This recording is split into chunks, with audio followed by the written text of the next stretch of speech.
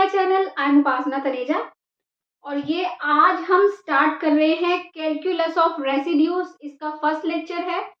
इससे पहले complex analysis में हम सिंगुलैरिटी का टॉपिक हमने खत्म किया था और कॉम्प्लेक्स एनालिसिस बेसिक से लेके पूरा एंड तक जो जो हम टॉपिक कर सकते थे हमने सारे किए हैं रेसिड्यू करने के लिए। ठीक है, तो आज हमने रेसिड्यू का टॉपिक स्टार्ट करना है। तो अगर आप चैनल पे फर्स्ट टाइम विजिट कर रहे हो तो प्लीज़ वीडियो को एंड तक देखो, अपने डाउट्स क्लियर करो, अच्छा लगे तो सब्सक्राइब करो और लाइक करो और प्लीज़ कमेंट सेक्शन में बताओ कि आपको कैसा लगा। ठीक है, तो देखो आज रेसिड्यू पढ़ने के लिए या फिर रेसिड्यू में हमने क्या क्या करना है पहले वो देखो। रेसिड्यू में हम ये देखेंगे कि रेसिड्यू होता क्या है, ठीक है, उसको कैसे कैलकुलेट करते हैं और क्यों हम ये स्टडी करते हैं रेसिड्यू। ओके, फिर आएगा कि रेसिड्यू जो है पोल पे क्या होता है, ये सब बताऊंगी मैं आपको आगे। बेसिक से स्टार्ट करते हुए आपको धीरे धीरे सब समझ आएगा।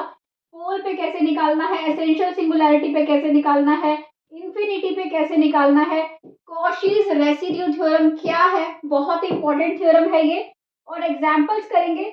और जो हम इंपॉर्टेंट प्रॉपर्टीज करेंगे एमसीक्यू करने के लिए या कॉम्पिटिटिव एग्जाम्स में जो आपके क्वेश्चंस आते हैं वहां पे मैं जो भी आपको टॉपिक कराऊंगी आप ध्यान से देखना, उससे आपको कितनी चीजें पता चलेंगी और आप एमसीक्यू अटेम्प्ट कर पाओगे। ठीक है, सो आज का लेक्चर हम स्टार्ट करते हैं रेसिड्यू की डेफिनेशन से।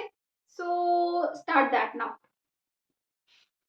सो ये है किसी भी फंक्शन का आपके पास। सबसे पहले हम एक एनालिटिक फंक्शन से स्टार्ट करते हैं। ठीक है, आपके पास एक फंक्शन है एफ जेड और वो एनालिटिक है। अगर वो एनालिटिक होता है एफ जेड किसी डोमेन में, ये मैं आपको जब भी कॉम्प्लेक्स एनालिसिस करा रही हूँ तो बड़े डिटेल में मैंने आपको हर चीज बताई हुई है। तो प्लीज अगर आपने वो वीडियोस नहीं देखी हैं तो एक बार जरूर देखो, टेलर सीरीज, लॉरेंट सीरीज वाली, सिंगुलैरिटीज वाली, क्योंकि वो रेसिड्यूज पढ़ने के लिए ना वो आपके लिए बेस बहुत इंपॉर्टेंट है। यहाँ पे मैं डिटेल्ड बेस में नहीं जाऊंगी क्योंकि वो टॉपिक में मैं वहाँ पे अच्छे से करा चुकी हूँ, वो बेस जो डिटेल है। तो यहाँ पे हम रेसिड्यू के ऊपर ही फोकस करेंगे तो थोड़ा सा डिटेल लूंगी। बट अगर आपको डिटेल में देखना है तो प्लेलिस्ट में आपको सिंगुलैरिटी एक प्लेलिस्ट मिलेगी, वो आप देख सकते हो। कॉम्प्लेक्स एनालिसिस की या कॉम्प्लेक्स इंटीग्रेशन की प्लेलिस्ट में आपको टेलर सीरीज, लॉरेंट सीरीज मिल जाएगी, है ना। तो वो आप जरूर देखो ताकि आपके जो ये डाउट्स हैं वो अच्छे से कॉन्सेप्ट क्लियर हो जाए।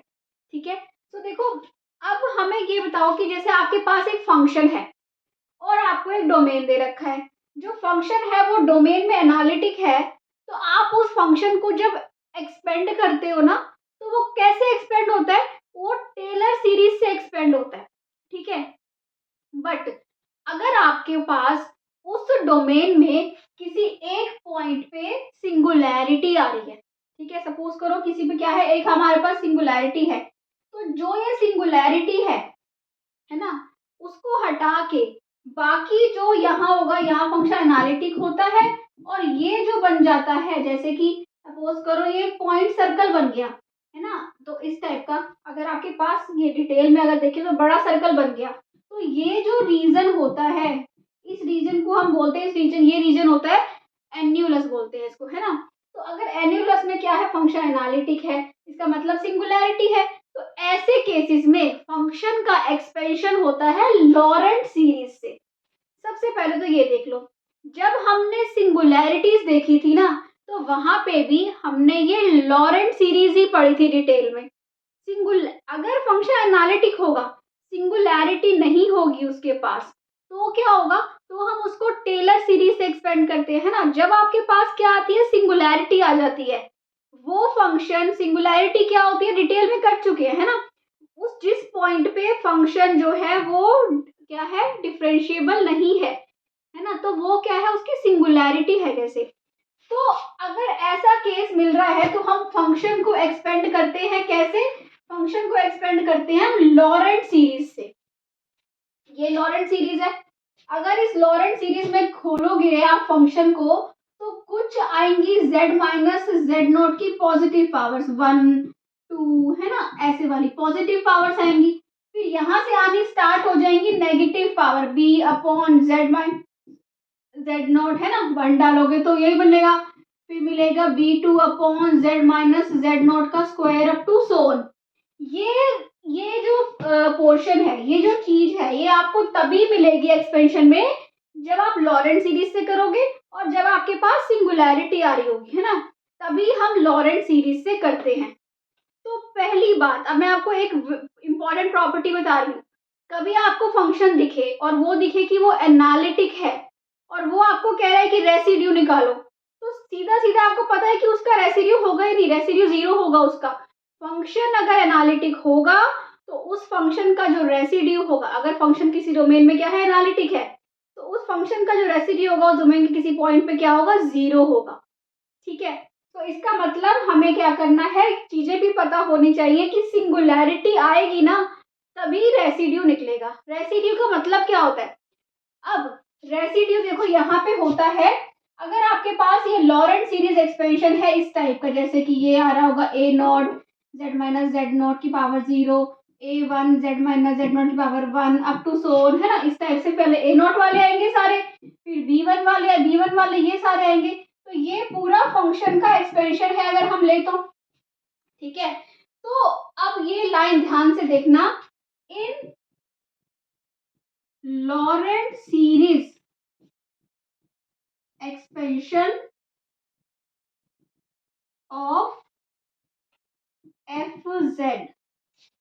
एफ जेड के लॉरेंट सीरीज एक्सपेंशन में द कॉफिशिएंट किसका, of Z minus Z naught की पावर -1 का, मतलब कि सिर्फ इसका कॉफिशिएंट, ये क्या है, b1, इस टर्म को मैं और क्या लिख सकती हूँ, इस टर्म को मैं ऐसे लिख सकती हूँ b1 Z minus Z naught की पावर -1।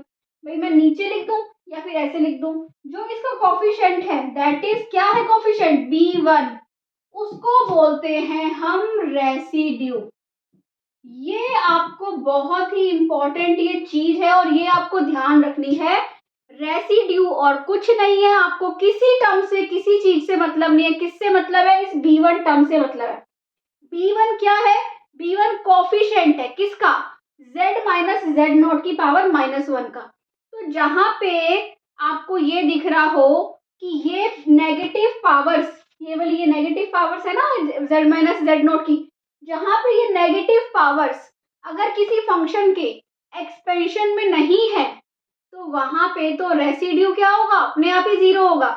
तो जब भी आपको इस टाइप का कोई फंक्शन दिखे जो एनालिटिक है, जैसे कि अगर मैं बोल दूं कि z स्क्वायर प्लस 5z, कोई आपको डोमेन दे दिया मोड z लेस देन 1, तो फंक्शन इस टाइप का दिख रहा हो जो एनालिटिक है किसी डोमेन में, जहां पे अगर हम उसको एक्सपेंड करें तो नेगेटिव पावर्स नहीं आ रही, किसकी, इसकी z माइनस जेड नॉट, तो ऐसे केस में उसका, उस फंक्शन का उस पॉइंट पे रेसिड्यू क्या होता है, जीरो होता है। ये हमेशा ध्यान रखना, क्योंकि आपको पता है जब हमने सिंगुलैरिटी किया था तो अगर आप देखो सिंगुलैरिटी में अगर फंक्शन एनालिटिक था तब भी ये चीजें नहीं आती, और सिंगुलैरिटी रिमूवेबल थी तब भी ये चीजें नहीं आती। अच्छा, इसमें एक चीज मैं लिखना भूल गई, वो ध्यान से लिखो, in Laurent series expansion of F Z the coefficient of F Z b1, that is b1 is called residue लिख देना, expansion of F Z about isolated singularity.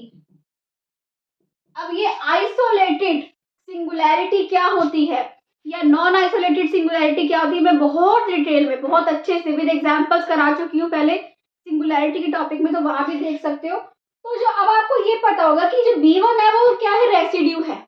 Residue का मतलब क्या होता है, रेसिड्यू का मतलब होता है जब कहीं पे बहुत सारी चीज में से आपका कुछ लेफ्ट ओवर होता है ना, left over is called residue. अब यहाँ पे इतनी सारी चीजें थी, इतनी सारी चीजों में से सिर्फ एक चीज है तो उसको उसने रेसिड्यू का नाम दे दिया। अब वो कह रहे हैं कि रेसिड्यू पढ़ना क्यों है, कॉम्प्लेक्स एनालिसिस आई, आपने सिंगुलैरिटीज पढ़ ली, एनालिटिक फंक्शन पढ़ा, ये देखा कि किसी किसी पॉइंट पे फंक्शन एनालिटिक नहीं है, उनको सिंगुलैरिटी। अब सिंगुलैरिटी बहुत सारे टाइप की थी, आइसोलेटेड थी, नॉन आइसोलेटेड थी, आइसोलेटेड में भी रिमूवेबल थी, पोल थी, एसेंशियल थी। बट अब रेसिड्यू क्यों आया, क्यों पढ़ रहे हैं हम रेसिड्यू, क्योंकि जो हमने कॉम्प्लेक्स इंटीग्रेशन पढ़ा है, अब देखो ये b1 रेसिड्यू होता है, अगर मैं b1 को यहाँ डाल दूं, b1 क्या होगा, ये हो जाएगा, यहाँ पे क्या होगा, ये आ जाएगा t माइनस जेड नॉट, और अगर मैं इस 2 पाई आई को यहाँ पे ले जाऊं 2 pi i B1 is equal to this, तो मेरे पास किसकी वैल्यू आएगी, इस इंटीग्रल की। तो बेसिकली ये इंटीग्रेशन सॉल्व करने के लिए हम क्या पढ़ते हैं, रेसिड्यू। अगर आपको कोई फंक्शन दिया एक्सपेंशन से, आपको रेसिड्यू बहुत इजीली मिल जाएगा। मैं बोलूं कि आप e⁻1/z का एक्सपेंशन करो, आप इजीली कर दोगे 1 + 1/z + 1/z² into 2 factor to so on, और B1 आप रेसिड्यू निकाल दोगे, B1 क्या हो जाएगा, 1 हो जाएगा। तो इस टाइप के अगर किसी फंक्शन का इंटीग्रल करना हो तो इजीली आप लिख दोगे 2 पाई आई मल्टीप्लाई B1, इंटीग्रल आ गया। तो रेसिड्यू है ना, ये सब बहुत ही अच्छा इफेक्टिव टूल है किसके लिए, इंटीग्रेशन सॉल्व करने के लिए। ठीक है, अगर आपको लग रहा हो कि मैं बहुत फास्ट चल रही हूँ या बहुत स्लो चल रही हूँ, तो आप वीडियो की जाके स्पीड मैनेज कर सकते हो, है ना। स्पीड अगर कम करनी है या ज्यादा करनी है, स्लो देखना है आपको तो स्पीड स्लो कर लो, फास्ट देखना है तो स्पीड फास्ट कर लो। ठीक है, तो ये होता है आपका रेसिड्यू। समझ आ गई बात कि रेसिड्यू क्या है, लेफ्ट ओवर है वैसे, है ना। सो समझ आ गया आपको कि रेसिड्यू क्या होता है, क्यों हमने पढ़ना है, इंटीग्रेशन इजी हो जाए हमारी, इसीलिए हमने रेसिड्यू पढ़ना है। ठीक है, अब हमारी बात आती है, अब थोड़ा सा ना ध्यान से समझना, मैं एक चीज आपको बताऊंगी। यहाँ मैंने बोला कि आइसोलेटेड सिंगुलैरिटी के ऊपर होती है ये। ठीक है, आइसोलेटेड नॉन आइसोलेटेड क्या होती है, सिंगुलैरिटी, वो भी आप डिटेल में पढ़ सकते हो कि अगर देखो अगर किसी एक पॉइंट पे सिंगुलैरिटी है, अगर उसके नेबरहुड में भी सिंगुलैरिटी आती है किसी पॉइंट पे, तो वो होती है नॉन आइसोलेटेड। और अगर अकेली सिंगुलैरिटी है पूरे नेबरहुड में, तो वो होती है कौन सी, वो होती है आइसोलेटेड सिंगुलैरिटी। अब बात ध्यान से देखना, आपके पास एक फंक्शन है, ये चीज बहुत इंपॉर्टेंट है आपके लिए, इससे आपके मल्टीपल चॉइस क्वेश्चन भी इजी हो जाएंगे। आपके पास कोई फंक्शन है, क्या होगा, या तो वो होगा एनालिटिक या होगा वो नॉट एनालिटिक। ठीक है, यही होगा ना, या तो एनालिटिक होगा या नॉट एनालिटिक होगा। अगर नॉट एनालिटिक है तो ही सिंगुलैरिटी, तो ही रेसिड्यू निकलेगा, सिंगुलैरिटी आएगी। अगर एनालिटिक है तो आपको दिख गया फंक्शन एनालिटिक है तो क्या बोल दोगे, रेसिड्यू 0। ठीक है, अब आ गया कि फंक्शन क्या है, नॉट एनालिटिक है। नॉट एनालिटिक है तो सिंगुलैरिटी होगी, सिंगुलैरिटी ना दो टाइप की होगी, कैसी होगी, आइसोलेटेड होगी या नॉट आइसोलेटेड होगी। ठीक है, अब अगर सिंगुलैरिटी है आइसोलेटेड तो ही रेसिड्यू निकलेगा, क्योंकि रेसिड्यू हम किस पे निकालते हैं हमेशा, आइसोलेटेड सिंगुलैरिटी पे। नॉन आइसोलेटेड पे रेसिड्यू नहीं निकलेगा। ठीक है, नहीं निकलेगा तो यहाँ भी ये केस भी खत्म हो गया। अब जैसे ही आपको पता चले आपके मल्टीपल चॉइस क्वेश्चंस में, देखो सिंगुलैरिटी कौन सी है, आइसोलेटेड है कि नॉट आइसोलेटेड है, आइसोलेटेड है तभी क्या निकलेगा, रेसिड्यू निकलेगा। ठीक है, इसके बाद आ जाओ, आइसोलेटेड के अंदर या तो होगी रिमूवेबल या होगी एसेंशियल, पहले पोल है ना, या होगा पोल या होगी एसेंशियल सिंगुलैरिटी। अगर आपकी रिमूवेबल सिंगुलैरिटी है तो भी ये वाला पार्ट तो होता नहीं है एक्सपेंशन में, तो भी रेसिड्यू क्या होता है, 0 होता है, रेसिड्यू इज 0।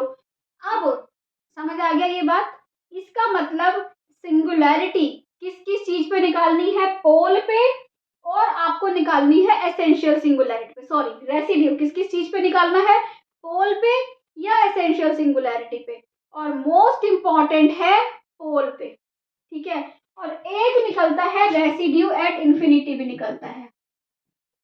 तो हम ये सारे केसेस पढ़ेंगे, हम पोल पे भी डिस्कस करेंगे, हम एसेंशियल सिंगुलैरिटी पे भी डिस्कस करेंगे, इंफिनिटी पे भी डिस्कस करेंगे, फिर हम कॉशीज रेसिड्यू थ्योरम भी करेंगे और एग्जांपल्स विद एग्जांपल सब कुछ करेंगे।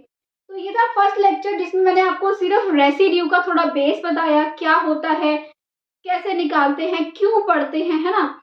इसके बाद मैं नया लेक्चर स्टार्ट करना चाहती हूँ ताकि पोल का अलग डिफरेंट लेक्चर बन जाए। ठीक है, पोल मैं यहाँ भी स्टार्ट कर सकती हूँ, बट मेरे को लग रहा है कि पोल मैं नेक्स्ट लेक्चर में स्टार्ट करूँ, जहाँ पे आपको पोल के ऊपर फॉर्मूला भी मिल जाए, किस किस तरह का पोल होता है, क्या क्या उनके फॉर्मूला होते हैं रेसिड्यू निकालने के लिए। ठीक है, सो अगर आपको अच्छा लगे प्लीज़ प्लीज़ चैनल को सब्सक्राइब करो और कमेंट सेक्शन में ज़रूर बताओ, और अगर वीडियो को शेयर कर सकते हो तो प्लीज़ शेयर कर दो। Thank you for watching, bye bye.